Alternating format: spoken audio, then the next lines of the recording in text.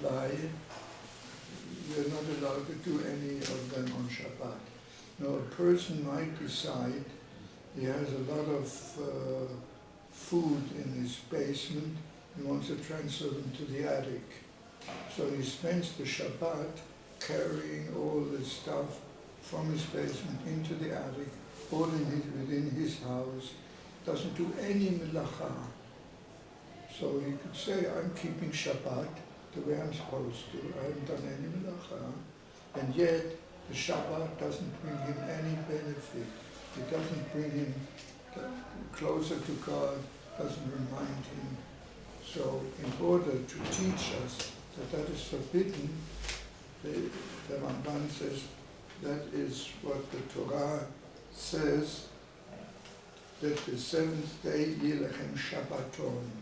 It should be a day of rest.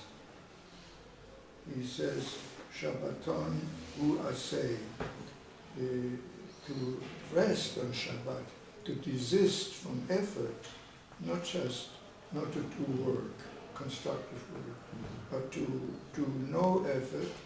That is a mitzvah aseh, that's a commandment.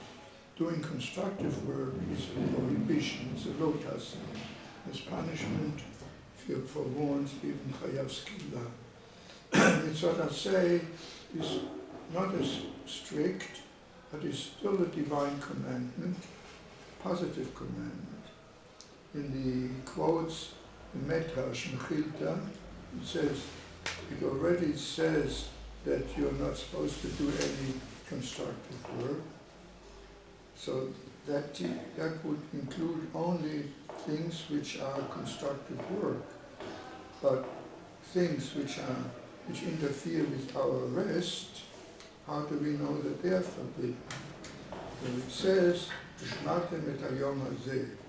you should protect this day. To protect this day, that includes all the commandments which are prohibitions, which are for the sake of rest. In other words, you're not allowed on Shabbat to do business. Even if you don't write down anything, don't do any melacha, not allowed to do business. You're not allowed to do weekday work, even if it's not constructive work. All these, we usually consider them as rabbinic prohibitions. And Ramban points out that they're divine commandments. They're not really prohibitions, they're commandments. We are to rest. And God left over to the Chachamim to decide which aspects are permitted and which are forbidden.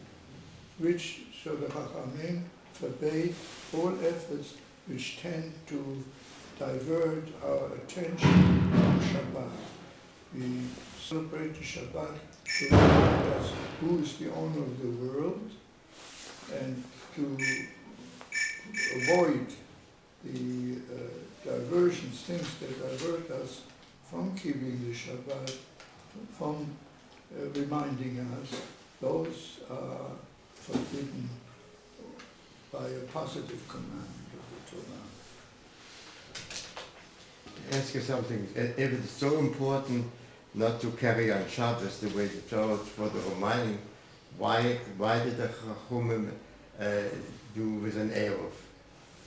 I mean, if that is so important, then they shouldn't have instituted an Eruv. That we should always remember this. Yeah, the Eruv is really converts the Eruv was, let's give you a brief history, a very brief history of the Eruv. Originally, anything which is an enclosure is considered Reshut HaYachid. It's private domain, you're allowed to carry from your house into the courtyard, even if many people are an enclosure where many people live, that's permitted. Came Shlomo HaMelech and said, people will confuse this if they can carry from their home into the courtyard, which is shared with many, they'll carry a little further as well, and they'll come to carry in the public domain. Therefore, he forbade even multiple private domain, like a courtyard, even if it's surrounded and halachically it's considered a Reshut HaYachid, you're not allowed to carry there. But then it turned out that it caused estrangement between people. So Mishum Darkei Shalom, in order to foster harmony, social harmony, they permitted, if the people consider themselves like one family by taking a loaf of bread and say that belongs to all of them and that makes us like one family, then they became permitted to carry there. That's the Eruv. So that was the idea of the Eruv. This was when a neighborhood which was enclosed with walls, you are allowed to carry if you make such an Eruv, to make converting to a family. But then people, to broaden the permissibility, said when you, to have a wall surrounding you, it doesn't have to be an actual wall. If there are two verticals with a horizontal over it, that's considered like a wall that converts into a private domain. And so Chachamim, there's not so much Chachamim, as a result it became permitted to do this, but it's only when it's not a real public domain. If it's a real public domain, this doesn't help, the Eruv doesn't help.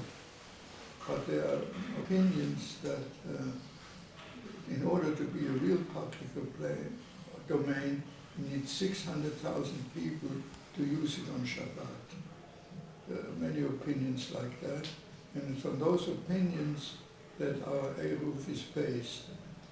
Based on the idea that there isn't a real public domain. There are many, many authorities who say that a public domain is where everybody can go and there's no wall around it. And there, an Eruv doesn't help.